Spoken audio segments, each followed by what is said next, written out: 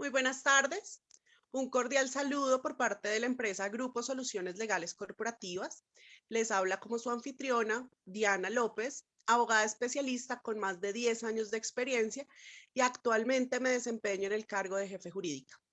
Por favor, vamos a esperar unos minutos mientras los asistentes se conectan. Muchas gracias.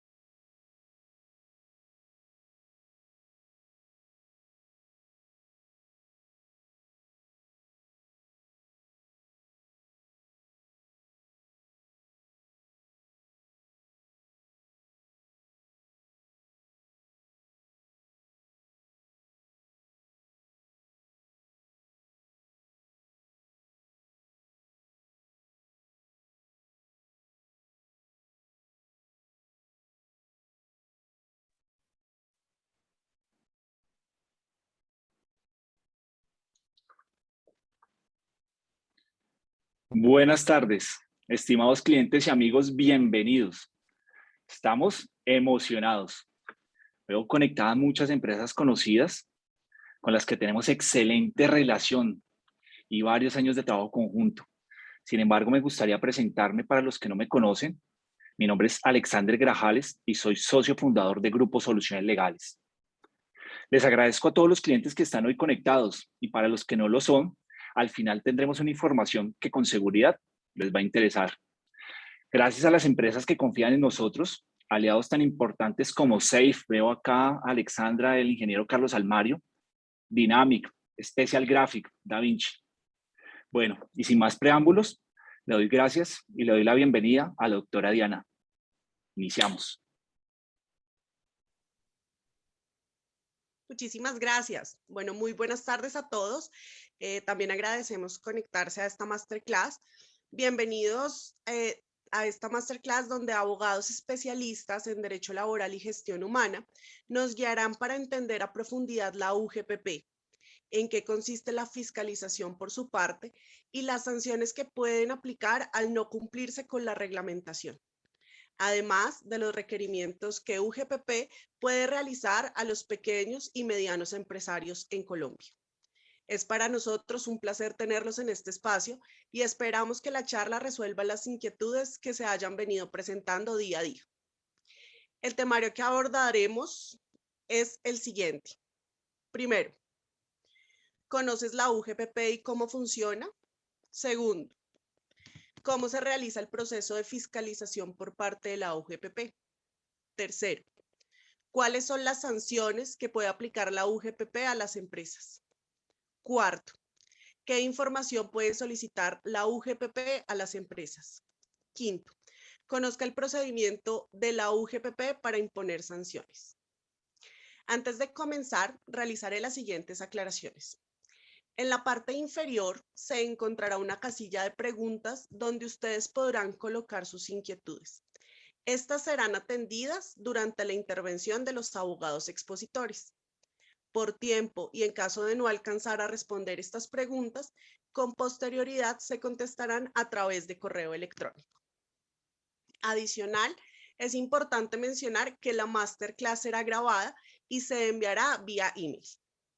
Sin más preámbulos, me permito presentar al doctor Daniel Jiménez, abogado especialista en Derecho Comercial y Recurso Humano, con una experiencia de más de 13 años en el ejercicio de la profesión, y a la doctora Alejandra Paz, abogada especialista en Derecho Laboral, con más de 6 años de experiencia en el ejercicio de la profesión, abogados que nos acompañarán en la masterclass de hoy. De acuerdo a lo anterior, doy paso al doctor Daniel Jiménez. Doctor Daniel, muy buenas tardes. Muy buenas tardes a todos, ¿cómo están? Como les acabo de mencionar la doctora Diana, vamos a hablar hoy un poco acerca de la UGPP, de qué es, de cómo funciona y de cómo podemos trabajar con ella para evitar una multa o una sanción dentro de nuestras empresas. Empecemos por el principio. ¿Qué es la UGPP? La UGPP es una entidad de orden nacional adscrita al Ministerio de Crédito Público que tiene de Hacienda y Crédito Público, que tiene personería jurídica propia, autonomía administrativa y patrimonio independiente. ¿Eso qué significa? Significa básicamente que es una entidad que le dieron poder nacional para poder hacer inspección y vigilancia sobre un tema en específico, que tiene su autonomía administrativa para poder hacer eso, es decir, no necesita órdenes de nadie más, ellos mismos lo pueden hacer, y significa que tiene la capacidad de imponer sanciones y multas. Eso es básicamente lo que significa UGPP, o lo que es la UGPP. ¿Qué es lo que busca la UGPP? La UGPP lo que está buscando en este momento y lo que ha buscado desde su creación es reducir la evasión. ¿Y cuál es la evasión? No estamos hablando de la evasión fiscal, sino la evasión de los aportes parafiscales y la protección social. Y lo que intenta es generar una cultura de pago a través de capacitaciones, acciones persuasivas, acciones de sensibilización y acciones de fiscalización. ¿Cómo hace o cómo intenta hacer que la evasión disminuya? Ellos lo hacen normalmente a través de cruces de información. Ellos identifican posibles hallazgos a favor del sistema de seguridad social y también puede hacerlo a través de denuncias anónimas que ponen algunas personas en las empresas. Entonces, ¿qué es lo que ellos detectan al final? Detectan omisiones, identifican aportes que se hicieron mal, es decir, utilizaron mal el grupo de aportante o el tipo de cotizante, y hacen barrido con las administradoras de fondos de pensiones para saber si están aportando inexacto de acuerdo a los otros aportes. Para que me entiendan, básicamente lo que estamos hablando es que la UGPP es una nueva DIAN, pero solamente se dedica a los aportes parafiscales y de la seguridad social con el sistema. ¿Eso qué quiere decir? Quiere decir que la UGPP tiene unas facultades investigativas enormes, tiene unas facultades para poder sancionar enormes y tiene unas facultades interpretativas de la norma también muy grandes. Y ahí viene tal vez uno de los problemas más grandes que nos hemos encontrado con la UGPP, que para la UGPP la interpretación de las normas y la imposición de sanciones es de acuerdo a lo que ellos creen que dice la norma y a veces incluso no tienen en cuenta lo que ha dicho las cortes sobre el tema o los antecedentes judiciales o la misma interpretación exegética de la ley. Cuando les digo exegética es al pie de la letra. Entonces, ¿qué es lo que pasa?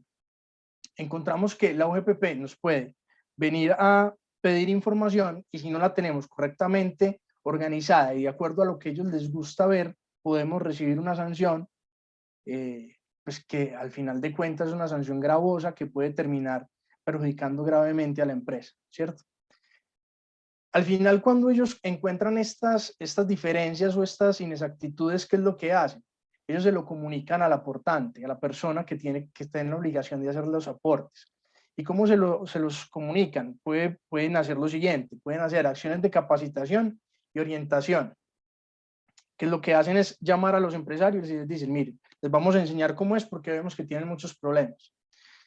Pueden hacer también acciones de sensibilización, hacen reuniones sociales gigantes, llevan a la gente, le explican cómo están haciendo las cosas, cómo se deben hacer, cuáles son las planillas que deben llenar y todo este tipo de asuntos. También lo pueden hacer por medio de acciones persuasivas. Esto significa que ya empiezan a ejercer un poquito la fuerza que tienen e invitan, y cuando les digo invitan es con un carácter de urgencia y casi de obligatoriedad, a que cambien el comportamiento que están teniendo los empleadores o los independientes, porque si no van a entrar a fiscalización y el proceso de fiscalización sí puede terminar ya en multas. Eso nos lleva a las funciones fundamentales del OGPP o a las funciones misionales. ¿Cuáles son las funciones misionales del OGPP? Lo que ellos buscan realmente es el reconocimiento de derechos pensionales. Todo lo que sea pensiones, bonos pensionales, que eso la gente tenga garantía de que sí lo tiene y que lo tiene de acuerdo a lo que dice su contrato de trabajo y a lo que se estaba ganando o se gana. Ejercer todo tipo de actuaciones relacionadas con lo anterior. Entonces ahí es donde les estoy diciendo que tienen tareas de seguimiento, de colaboración, determinación adecuada, completa y oportuna liquidación de los pagos de las contribuciones parafiscales y de la protección social. Y por último, la última función misional es el proceso de fiscalización y proceso administrativo parafiscal. Eso significa que ellos inspeccionan, vigilan y castigan la evasión del aporte a la seguridad social. Recordemos, como les dije hace un minuto, que lo que ellos buscan es evitar la evasión. Entonces, claramente, cuando ellos encuentran evasión y no hay una corrección rápida de dicha evasión, ellos lo que hacen es ejercer una acción punitiva para poder tener dos cosas. Lo primero es garantizar la pensión de la persona. Lo segundo es garantizar que no hayan deudas con el sistema. Y lo tercero es una acción punitiva con el fin de disuadir a las personas y que no vuelvan a cometer los mismos errores que han cometido. Si es efectivo o no, eso ya es distinto. En la mayoría de los casos sí es efectiva, porque cuando una persona le llega un proceso de fiscalización del OGPP, de ahí en adelante organiza todo su proceso de nómina y deja todo impecable, porque sabe que esos procesos son complicados, no son fáciles de llevar. Vamos a hablar del proceso de fiscalización, ¿sí? Entonces, digamos que se divide en 6 grandes núcleos. El auto de apertura del expediente, la notificación de requerimiento de información, el diligenciamiento y preparación de la información, la entrega del requerimiento de información, cualquier requerimiento adicional que el OGPP pueda solicitar, pueda pedir para poder aclarar cualquier información que ellos hayan encontrado que no les parezca correcta y al final un resultado de la investigación. El auto de apertura. Resulta que no puede haber ninguna investigación de ningún ente, pero especialmente de la OGPP, si no hay un inicio formal, y ese inicio formal se hace con el auto de apertura de la investigación. Eso es una orden, es un papelito que ordena la recopilación de información relacionada con los aportes que tenga que hacer una persona en específica. No hay autos de apertura genéricos, no es que abran un auto de apertura o ingresen o hagan un auto de apertura para las empresas que trabajan en el sector salud. No, eso no pasa. Pasa que hacen un auto de apertura para la IPS X, ¿sí? Y entonces a ellos les mandan el auto de apertura. En ese auto de apertura les van a decir, venga, nosotros somos los GPP, creemos que hay algo extraño dentro de sus aportes, le pedimos el favor que tenga en cuenta que acabamos de iniciar una investigación y que lo vamos a estar contactando. Nos llega la segunda comunicación, que es la notificación de requerimiento de información. Entonces, básicamente nos dicen, mire, yo abrí un auto de apertura o hice un auto de apertura. Ahora lo que necesito que haga es lo siguiente, remítame estos documentos. Entonces, al aportante se le remite una comunicación en la cual se le informa que ha iniciado el proceso de indagación de aportes, indicándoles qué tipo de información debe aportar y el término con el que cuenta para hacerlo. Ahorita más adelante vamos a hablar del término. ¿Qué tipos de requerimiento, qué tipos de información nos pueden pedir? Nos pueden pedir balances de prueba y la certificación por medio del revisor fiscal de los mismos balances, contador o revisor fiscal, dependiendo de qué tipo de empresa tengan y si necesitan o están obligados a tener revisor fiscal o no. Nos pueden pedir los auxiliares de las cuentas contables, donde pues, tenemos que mostrar los pagos de nómina y las causaciones de las nóminas, no solamente de los pagos. Nos pueden pedir los auxiliares de cuentas contables de servicios diversos. ¿Por qué? Porque muchas veces las empresas meten por servicios diversos en la cuenta contable de servicios diversos pagos que son relacionados o que tienen mucho que ver con el salario. Y lo que pasa es que ellos desglosan ese pago de servicios diversos y miran si dentro de la interpretación que ellos tienen de la norma, esos pagos son o no son salariales. Nos piden las nóminas mensuales de salario y resumen anual de la nómina.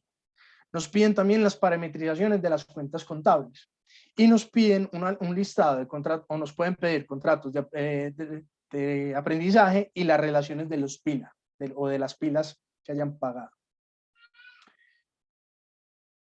Pasamos al diligenciamiento de formatos y la preparación de la información. Los formatos que la OGPP pide generalmente son formatos que sean compatibles con los sistemas modernos, que sean fáciles de leer y que no se les vayan a caer o se les vayan a quedar pegados. Eso es muy importante verificarlo antes de mandar la información.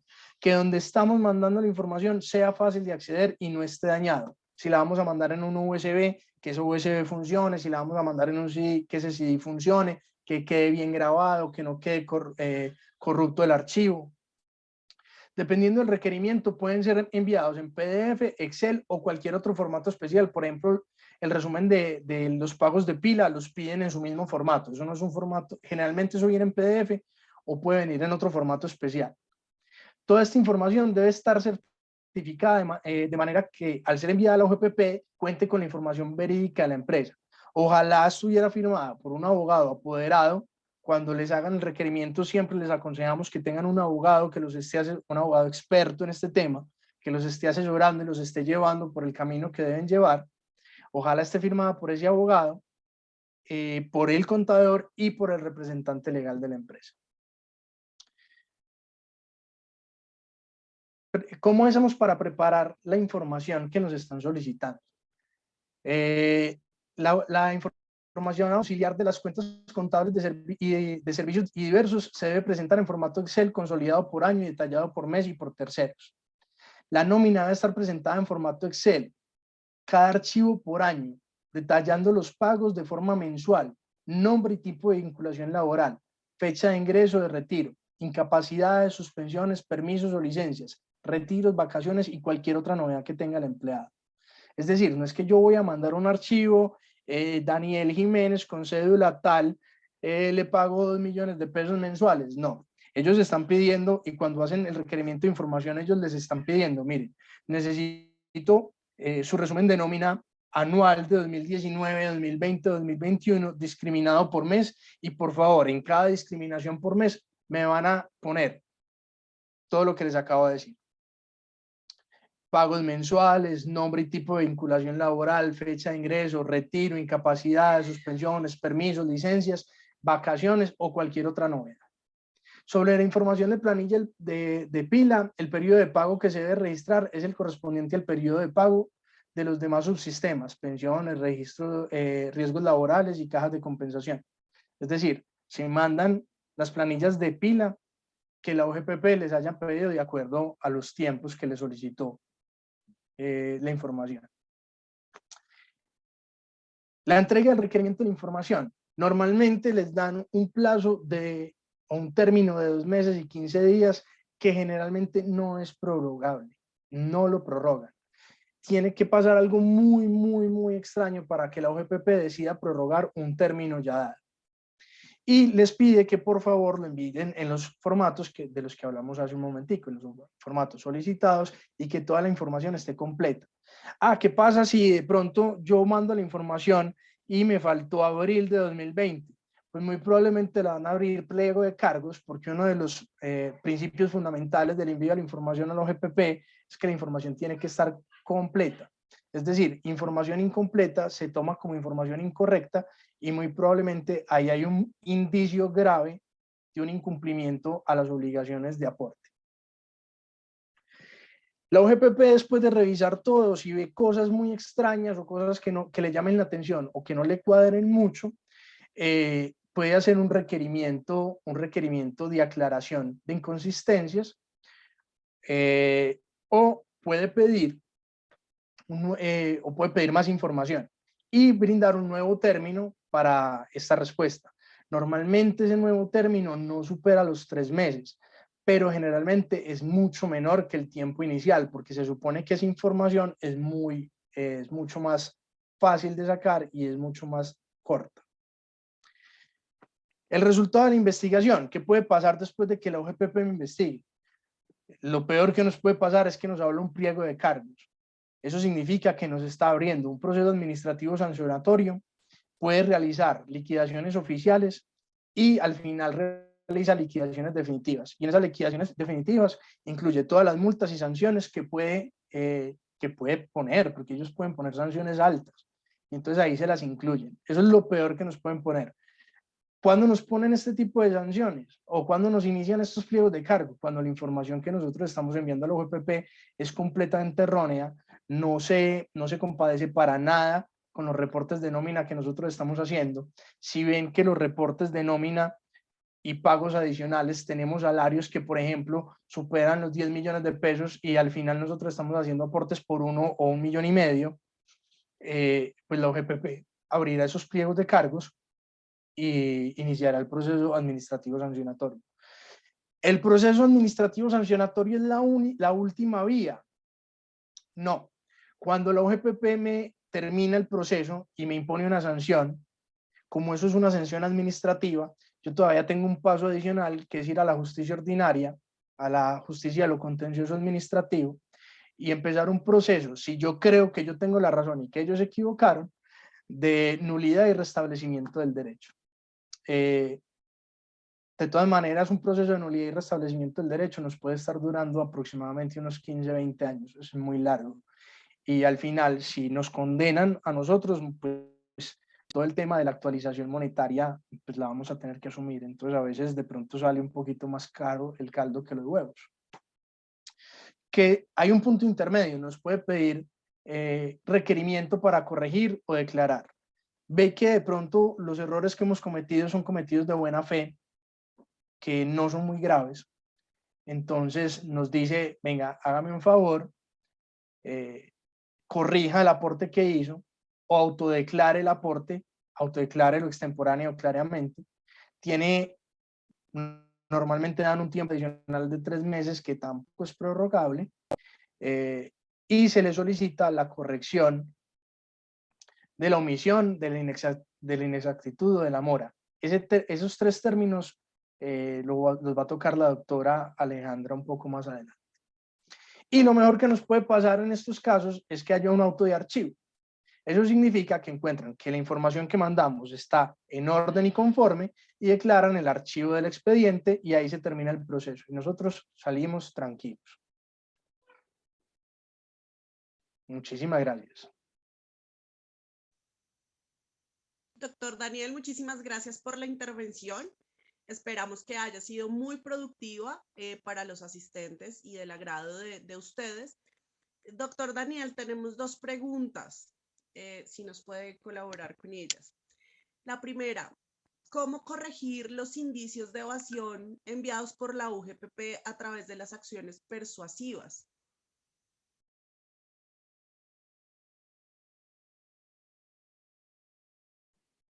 Bueno, podemos hacer unas autoliquidaciones para poder corregir si nosotros consideramos, después de hacer una evaluación, que efectivamente cometimos un error.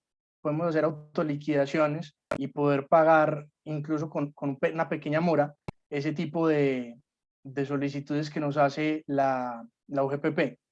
Lo otro es tener muy bien detallada la información para poder presentarla y poderle dar respuesta clara a la UGPP. Muchas gracias, doctor Daniel. Una segunda pregunta. ¿Es posible que la unidad inicie un proceso de fiscalización sin antes haberme enviado por lo menos una acción persuasiva?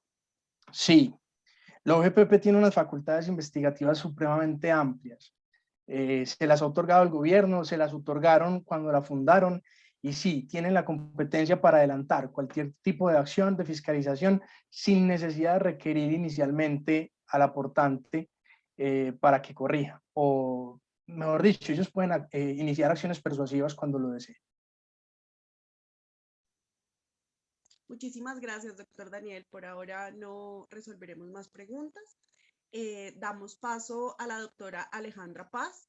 Doctora Alejandra Paz, muy buenas tardes. Muy buenas tardes, doctora Diana, ¿cómo está? Bueno, me permito saludar a todos los presentes. Muy buenas tardes. Muchísimas gracias por el tiempo que nos están concediendo para esta charla de tan amplio interés. Bueno, ya contextualizado el tema de fiscalización realizado por parte del doctor Daniel, es importante mencionar que la fiscalización no es el único procedimiento administrativo que la unidad puede realizar a los aportantes. Recordemos que la cotización al pago y al sistema de seguridad social no es una obligación propia de los contratos laborales, sino que obedece a una responsabilidad de todas las personas, tanto naturales como jurídicas, que percibimos ingresos bajo una modalidad laboral o civil y debemos realizar los aportes conforme a los ingresos. Ahora bien, dentro de las facultades que se le atribuyen a la misma entidad, se tiene que puede iniciar un cobro por el simple hecho de no aportar la información que se solicita, con el ánimo de corroborar la información que a la unidad aparentemente no le coincide. Algo así similar a lo que estaba manifestando el doctor Daniel. Cuando realizamos una información y ellos ven una inconsistencia, nos van a hacer un requerimiento. Entonces sale a la luz la primera pregunta y es ¿por qué mi empresa fue seleccionada por parte de la UGPP para solicitar una información a fin de declarar y o corregir lo que mi empresa suministró? Frente a ello es importante determinar que la unidad, dentro del análisis de los documentos realizados, identificó indicios de omisión y o inexactitud en la liquidación de los aportes al sistema. ¿De dónde los puede analizar? A través de la planilla integrada de liquidación de aportes PILA, que es por el medio donde mensualmente realizamos los aportes, y con base a esos cruces de diferentes fuentes de información oficial respecto de cada uno de los trabajadores frente a un periodo determinado. Entonces, recordemos que es muy importante analizar qué tipo de aportes o qué tipo de información le entregamos a la unidad PILA, para que a través de PILA podamos hacer nuestros aportes en debida manera. Así entonces, la forma como la unidad va a solicitar este tipo de información, ya el doctor Daniel también nos lo había mencionado, es mediante un requerimiento de información. Y eso es un trámite mediante el cual la UGPP solicita a un aportante, no solamente al aportante natural o jurídico, sino también a las entidades que administran los aportes o a un tercero en general, el envío de una información específica para poder verificar el pago correcto y oportuno de las contribuciones al sistema de seguridad social. Y es en ese momento donde se podría hablar de una primera sanción. Pues específicamente la Ley 2010 del 2019, que es la legislación aplicable en estos momentos frente al tema sancionatorio, establece que las personas y las entidades obligadas a suministrar la información a la UGPP, así como aquellas a las que las entidades les haya solicitado información y no la suministren dentro del plazo establecido, los plazos que el doctor Daniel nos informaba, serán acreedoras de sanciones. La sanción máxima es de 15.000 VTs. En ese evento, la UGPP podrá expedir un pliego de cargos proponiendo una sanción por el no envío de esa información según el número de los meses o la fracción del mes de retraso en la entrega de esta. Dicha sanción va desde los 30 VT cuando haya transcurrido apenas un mes y no se haya cumplido con la obligación de darle la información a la UGPP, y puede ser hasta un máximo, como les mencionaba anteriormente, de 15.000 VT si el plazo para poder entregar esa información en principio cumplió un año o lo superó. Entonces, en caso tal de que se entregue la información solicitada a la unidad y ella determine que no existe ningún tipo de evasión o mora en los aportes realizados, expedirá una comunicación final con el fin de dar terminado el proceso de declaración. Sin embargo, resulta importante entender el tema relacionado con los pagos a los aportes al sistema de seguridad social dentro de las fechas establecidas y conforme a lo que verdaderamente se concede como salario. Hablando dentro del marco de las contrataciones laborales, que finalmente es en este momento el caso que nos reúne en esta reunión. Cuando un GPP determina mediante un análisis realizado a la información suministrada por parte de ustedes y evidencia una inconsistencia, tenemos que prender las alarmas para evitar sanciones, pues las sanciones de la UGPP son tan amplias que podrían incluso poner en riesgo la economía empresarial. Entonces vamos a hablar del tema de la evasión. Disculpen un momento. Si quieres, Dani, por favor. Ahí, gracias. ¿Qué se entiende como evasión? La evasión es la presunta conducta, hablamos de presunta, porque hasta que no esté corroborada mediante todos los acervo probatorio, todas las pruebas, no podemos, y no exista una liquidación final, no podemos determinar que efectivamente hay una evasión. Entonces, es una presunta conducta de omisión, demora y de inexactitud en las obligaciones que las empresas tenemos al momento de aportar al sistema de seguridad social. Esa información identificada por la unidad a través de diferentes fuentes, las fuentes que tiene la unidad de UGPP para identificar la omisión, la mora o la inexactitud son, en principio, la DIAN. Segundo, las planillas integradas de liquidación de aportes a pila. Y también las entidades financieras mediante la información exógena que le reportan a la DIAN. Ahora bien, hablando ya puntualmente frente a la mora, se debe entender que la mora es el incumplimiento de la obligación de afiliar a sus empleados a uno, a varios o a varios de los subsistemas que integran el Sistema General de Seguridad Social. Y como consecuencia de ello, de esa mora, pues no se puede declarar ni pagar las contribuciones parafiscales. Frente a la omisión, se puede verse, disculpen, frente a la omisión, las empresas pueden presentarse en dos situaciones: la omisión a la afiliación o la omisión a la vinculación. La omisión a la vinculación consiste en no reportar la novedad de ingreso a una administradora del sistema de seguridad social cuando esté obligado, y como consecuencia de ello, pues no se realizan los pagos respectivos. El ejemplo más grande es cuando vinculamos mediante un contrato laboral a uno de nuestros trabajadores y no hacemos el respectivo aporte al sistema de seguridad social.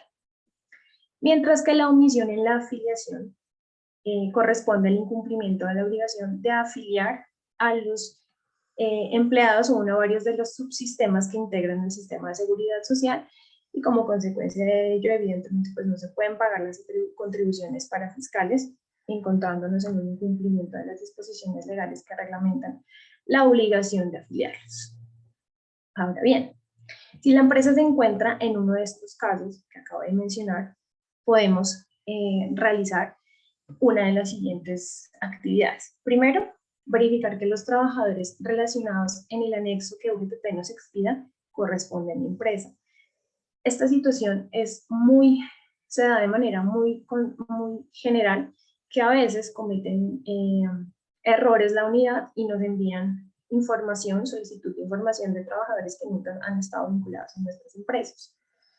Para estos trabajadores es importante revisar que se haya portado afiliado al sistema de seguridad social por los meses o por el tiempo durante que estuvo vinculado laboralmente y que efectivamente hayamos pagado por todos los periodos que estuvo vigente el contrato laboral. Para los trabajadores para los que efectivamente, después de hacer este análisis, evidencio que omití el aporte al sistema de seguridad social, debemos realizar a través de la planilla PILA las correcciones necesarias para evitar así o frenar que UGPP pueda seguir implementándonos una mora o una sanción por esa inexactitud. ¿Cómo lo podemos hacer? Podemos utilizar a través de la planilla integrada de liquidación de aportes PILA, mediante la planilla N, que es de correcciones, los respectivos aportes que se omitieron en realizar. Ahora, si nos encontramos frente a la inexactitud, recordemos que es mora, inexactitud o, se me escapa, mora, inexactitud. Bueno, si nos encontramos frente a la inexactitud, tenemos que efectivamente esta se presenta cuando la realidad económica del trabajador se declara, pero se paga un menor valor.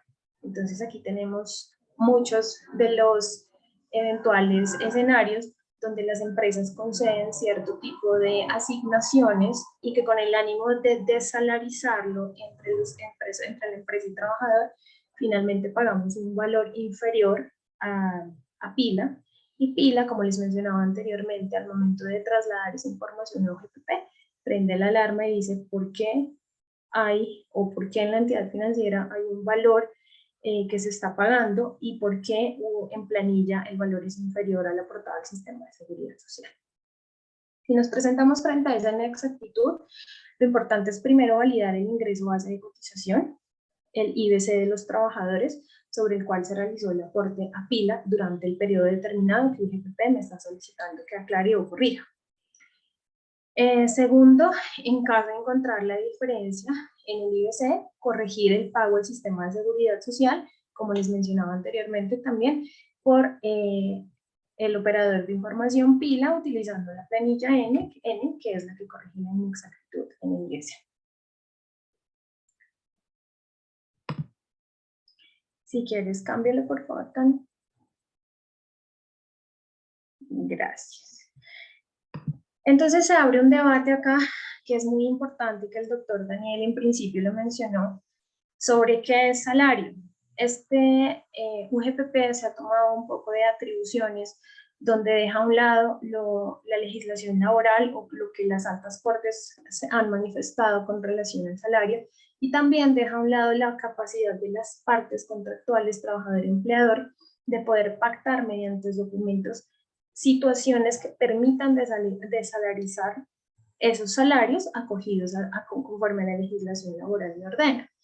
Entonces, acá se abre un debate sobre qué es salario, sobre cuál es mi base de cotización. Es importante tener muy claro lo que para UGPP es salario, y se entiende como el valor mínimo sobre el cual se deben realizar los aportes. Pero entonces, ¿cuál es ese valor mínimo? Dice UGPP que el IBC se liquida teniendo en cuenta el total de los pagos salariales más el total de los pagos no salariales, pero que excedan el 40% del valor del salario. Recordemos que la ley nos permite, dentro a las partes trabajador-empleador, desalarizar los salarios, siempre concediendo adicionalmente bonificaciones, primas extralegales, pero que esas primas extralegales y esas bonificaciones no excedan el 40% del valor del salario. Cuando excede ese 40%, ese valor que excede tenemos que incluirlo al IBC para la base de cotización a los aportes. Y el cálculo de las novedades del salario de cada uno de los trabajadores. Recordemos que las novedades para cada trabajador es independiente. Aquí incluimos las vacaciones, las horas extras, los dominicales, los recargos nocturnos, las vacaciones compensadas y todas aquellas que la legislación entiende como salario por las retribuciones directas del servicio prestado por el trabajador y que hacen parte del patrimonio del mismo.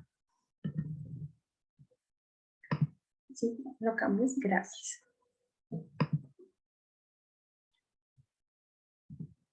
En conclusión, los indicios por evasión para la unidad la unidad entiende que la evasión es reportar a los obligados, es obligar a realizar esos aportes al sistema de seguridad social conforme la realidad jurídica que se está presentando, evitando la omisión tanto en la afiliación como en la vinculación, evitando la inexactitud y evitando la mora. Recordemos que la mora es cuando dentro de las fechas que se deben realizar los pagos, yo hago mi pago al Seguridad Social por esas fechas, posteriormente a las fechas establecidas. Dani, por favor, cámbiala. Entonces, a continuación, les presento una tabla donde se determinan las sanciones que UGPP nos puede, por la que UGPP nos puede condenar. Estas están tomadas del artículo 314 de la ley 1819 del 2016, donde se puede identificar que la sanción depende del número de los trabajadores con los que la empresa cuenta y en la etapa procesal administrativa en la que se realiza el pago. El porcentaje es determinado dependiendo de la liquidación que contiene el valor que la empresa debe realizar de conformidad con las fuentes que entregan la información.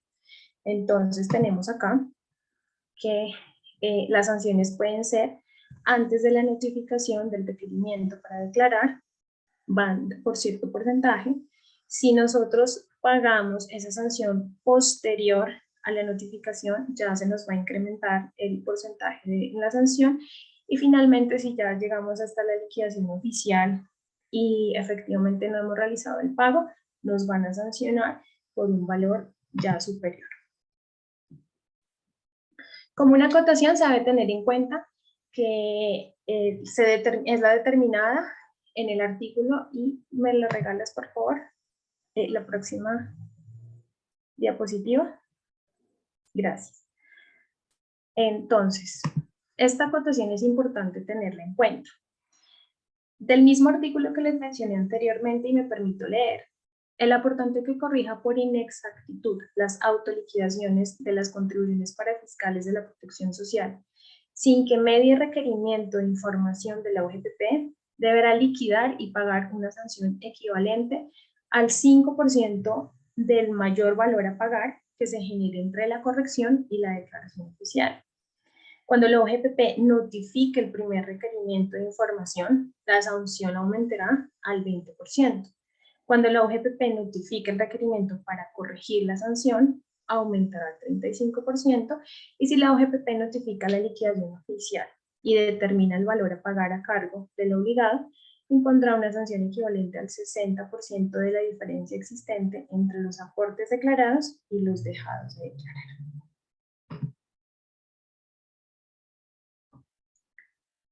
¿Lo cambias, por favor?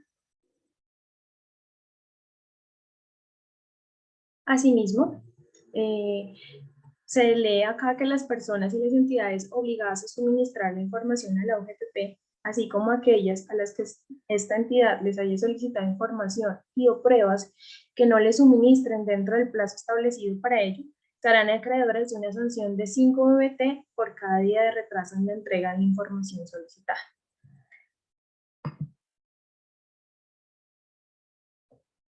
En el caso tal de que quien se le haya solicitado esa información y no la suministre, puede ser sancionado tal cual como lo acabé de mencionar. Y dicha sanción no se excluye conforme a la mencionada anteriormente, que se relaciona con una máxima de 15.000 VT. Así entonces, gracias. Dentro de los mecanismos que las empresas cuentan para poder desvirtuar que efectivamente los aportes realizados al sistema de seguridad social obedecen a lo que las partes dentro del marco de la ley pactaron, se encuentran los siguientes. Esto nosotros lo podemos entregar dentro de las contestaciones a los requerimientos que nos hace la UGPP a fin de determinar por qué razón se realizó el pago a la planilla de esa manera. Podemos entregar como pruebas los contratos laborales, donde se identifique cuál es el verdadero valor pactado entre las partes como salario. Los otros sí realizaban los contratos laborales siempre que exista una alteración, modificación o cambio del contrato laboral, y es importante hacerlo conocer a la UGPP, acuerdos de permanencia, en caso tal de que le entreguemos al trabajador un valor para que amplíe su espectro económico dentro de la empresa y ese valor no haya sido tenido en cuenta para el pago al sistema de seguridad social, los acuerdos de bonificaciones, los acuerdos de bonificaciones extrasalariales, recordemos que no excedan el 40% del valor del salario, las solicitudes de pago de compensación de vacaciones, en caso tal de cuando los trabajadores lo realizan, se presenta la novedad, y finalmente los contratos comerciales.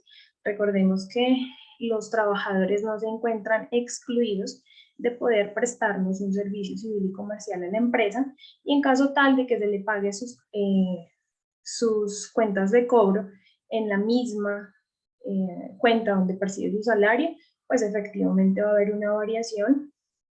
La persona natural debe realizar su aporte conforme sus honorarios recibidos, pero nosotros tendríamos que explicarle a UGPP por qué hay una variación dentro de lo que se recibe mensualmente y que no coincide con lo que se le informó a PIB.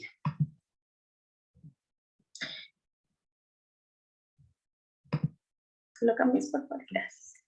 Finalmente, me permite informar algunos conceptos básicos que integran el proceso administrativo para poder entender, en caso de encontrarnos, en caso de que ustedes se encuentren dentro de uno de estos procesos, en qué etapa procesal nos encontramos. Y es importante destacar que este procedimiento no se encuentra reglamentado por Código de Procedimiento Laboral ni Código Administrativo, sino por el Estatuto Tributario. Entonces, en principio tenemos el cobro persuasivo. Recordemos que es la etapa que se adelanta de manera previa al cobro coactivo. Coactivo entendiendo donde ya empieza la UGPP a usar todos los medios para poder recuperar el dinero que aparentemente no le coincide dentro de la información entregada. Y en esta se procura obtener el pago inmediato y voluntario de los créditos en favor de la entidad. Continuamos con el cobro coactivo, lo que les informaba anteriormente. Ya en el cobro coactivo, efectivamente, la UGPP entra directamente a través de sus dependencias o funcionarios sin necesidad de acudir a la justicia ordinaria a iniciar la recuperación de los aportes que para ella hacen parte de su sistema. Las medidas cautelares es una disposición con la que cuenta UGPP, que lo pueden hacer de manera anterior, durante el proceso coactivo o posterior a la notificación del mandamiento de pago. El mandamiento de pago es donde les informan cuál es el valor por el cual se les va a iniciar un proceso coactivo. Y lo que hacen en esta etapa para poder asegurar ese dinero es embargar las cuentas de las empresas, los bienes de las empresas, todo lo que se encuentra a nombre del deudor a fin de que salgan del comercio y la UGPP pueda en un futuro llegar a un embargo y un secuestro de ese tipo de bienes. Sigue el mandamiento de pago, que es el acto administrativo donde se da inicio al proceso administrativo de cobro. Eso se lo tienen que notificar a ustedes, aunque cuando mucha gente tiende a pensar que cuando me lo tienen que notificar, después me hacen el embargo de las cuentas o el embargo de los bienes del deudor. No, muchas veces cuando ya me notifican del mandamiento de pago, las medidas cautelares ya están en curso a fin de que pues lo saquemos del comercio, las traslademos de dominio, dejemos a la UGPP sin la posibilidad de poder apropiarse de esos bienes y poder recuperar su dinero. Ese tipo de notificaciones hoy en día con el tema de la pandemia también ya se pueden notificar mediante correo electrónico, no necesariamente por correo certificado, incluso a veces lo hacen hasta por mensajes de texto. Después viene la orden de ejecución, que ya en este momento es donde le dice UGPP, yo a usted ya le di todas las oportunidades para que pudiese ejercer su derecho a la defensa y me pague, pero aún así usted no lo hizo, o aún habiéndolo hecho, yo sigo pensando como UGPP que usted me siga deudando esos dineros que no me realizó conforme a lo que dice planilla o que las fuentes de información me entregaron. Entonces yo voy a continuar con el embargo y el secuestro de todos los bienes que embargué previamente. La liquidación del crédito, que ya es el acto administrativo mediante el cual se informa el capital, los intereses e incluidas las sanciones por donde se va a efectuar el cobro y de donde se van a materializar las medidas cautelares. Ese comunicado, el deudor tiene un tiempo de 3 días para poder presentar alguna objeción a esa liquidación del crédito y debe aportar una liquidación real y veraz con medios probatorios donde yo le digo, señores UGPP, esa liquidación que ustedes me presentan no corresponde a lo que realmente se está presentando en mi empresa. Acá está mi liquidación con mis pruebas y ellos ya tendrán la oportunidad de analizar si la hacen válida o no.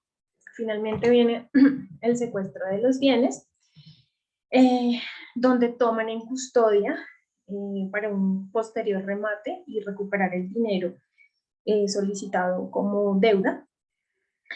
Y finalmente emiten un boletín de deudores morosos, donde informan a la Contaduría General de la Nación que el deudor efectivamente es un moroso de la Nación y ya lo tienen por fuera de ser una persona viable para ciertos negocios. Hemos presentado muchas situaciones donde clientes, por estar haciendo parte del boletín de deudores morosos de la contaduría por parte de UGPP, los han excluido de licitaciones, los han excluido de contrataciones con entidades públicas, pues porque no se considera una persona jurídica viable para poder realizar algún negocio jurídico. Siguiente, por favor. Finalmente, como el doctor Daniel les explicó, todo este procedimiento tiene una última instancia. Si nosotros como empresa creemos que ya se ha agotado todo este trámite administrativo y que aún contamos con el acervo probatorio para determinar que nosotros tenemos la razón, podemos desvirtuar este tipo de liquidaciones que queden sin efecto jurídico a través de un proceso administrativo laboral con la intención de declarar mediante un medio de control de nulidad y restablecimiento del derecho que se revoque la liquidación y que contrario a ello se me restablezca el derecho dejándome sin las sanciones a las que UGPP en las que UGPP pudo haber incurrido en mi contra. Finalmente, esta es la normatividad aplicable. Ustedes la pueden buscar, la pueden encontrar. A través de ella hemos tomado como base para poderles dar esta masterclass y que puedan entender un poquito más cómo es el procedimiento de UGPP. Bueno, muchísimas gracias, doctora Diana. No sé si tienen alguna inquietud, algún interrogante. Doctora Alejandra, muchísimas gracias por su intervención y damos espacio para absolver las preguntas planteadas por los asistentes. Doctora Alejandra, ¿es posible afiliarse y pagar menos aportes? Bueno, la ley determina, como les explicaba anteriormente, el IBC por el cual se debe aportar. En ese sentido, pues si nosotros pensamos cotizar al sistema de seguridad social, incluido pensión, ARL, salud, tenemos que ser muy conscientes cuáles son los valores establecidos y efectivamente pagar sobre lo pactado, sobre lo realmente percibido como salario. Entonces, en ese orden de ideas, no se recomienda, se puede hacer, pero pues no se recomienda hacer un valor, hacer un pago de aporte inferior al IBC. Muchas gracias, doctora Alejandra. ¿Qué son las medidas cautelares y cuándo hay lugar a ellas? Como les explicaba en el procedimiento sancionatorio que UGPP realiza, las medidas cautelares no son nada más que una facultad con la que cuenta UGPP para tener una garantía sobre los valores que ellos consideran que se debieron haber pagado y no se pagaron, a fin de que los bienes que pertenecen al deudor salgan del comercio y puedan en un futuro, a través del procedimiento establecido de embargo y secuestro y remate, poder recuperar esos aportes que ellos consideran que no fueron aportados. Muchas gracias, doctora Alejandra. Si no tienen el dinero, doctor Daniel, suficiente para realizar el pago total de la obligación, ¿qué pueden hacer? La OGPP permite hacer acuerdos de pago con ellos. Es decir, si ya sabemos que nos toca pagar una obligación, que la OGPP está buscándonos y no tengo la plata para pagarles, lo más recomendado es acercarse a ellos y solicitar un acuerdo de pago para poder cancelar la obligación. Ellos tienen acuerdos de pago que pueden llegar incluso hasta los 5 años. Muchas gracias, doctor Daniel. Doctora Alejandra, ¿qué es el sistema de la protección social SPS? Bueno, ese es un conjunto de políticas públicas encaminadas a proteger a los colombianos frente a las contingencias que se puedan presentar en cuanto a la salud, a la pensión en el trabajo. Las contingencias que se derivan de ella son asumidas por ese sistema y de ahí la necesidad de que los empleadores aportemos de manera correcta. Gracias, doctora Alejandra. Doctor Daniel, ¿por qué recibe acción persuasiva? Recordemos que la OGPP revisa lo que nosotros hacemos cruzando un montón de información. Un montón de información que nosotros otorgamos al gobierno y al Estado. Y una de ellas, por ejemplo, es el sistema de protección social o el sistema tributario oficial.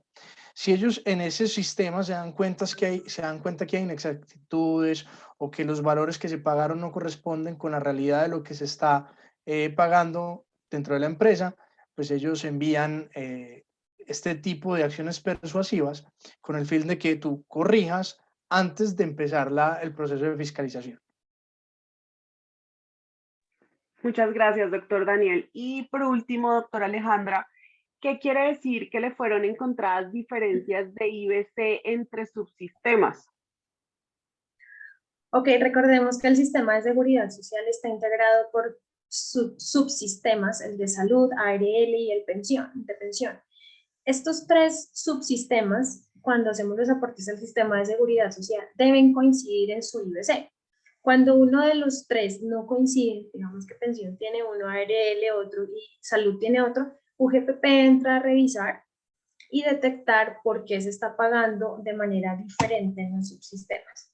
Entonces es importante que cuando hagamos nuestros aportes, paguemos en todos los subsistemas con el mismo IBC para evitar un requerimiento por parte de UGPP. Muchas gracias, doctora Alejandra y doctor Daniel. Por ahora no hay más preguntas de los asistentes. Queremos recordarle a nuestros clientes que si tienen preguntas y no fueron resueltas, pueden remitirlas a través de su abogado asignado, y de las personas que aún no cuentan con nuestro servicio, las preguntas se resolverán por correo electrónico. Antes de dar por terminada nuestra masterclass, damos de nuevo la bienvenida a Alexander Grajales, gerente general de la compañía.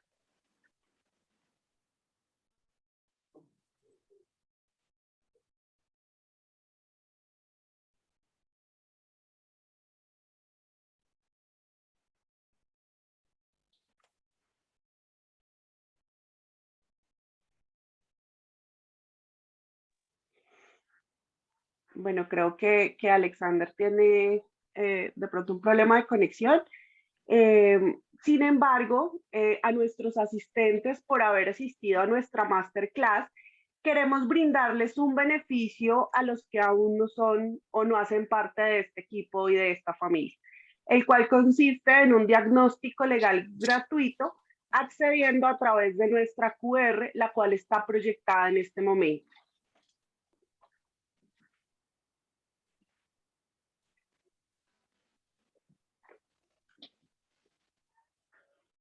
Bueno, Agradecemos la asistencia a esta masterclass. Esperamos que hayan aclarado sus inquietudes y que las connotaciones hayan sido claras por parte de nuestros expositores. Agradecemos a todos su asistencia. Los esperamos en una próxima oportunidad, no sin antes recordarles que esta masterclass fue grabada y podrá ser enviada a sus correos electrónicos.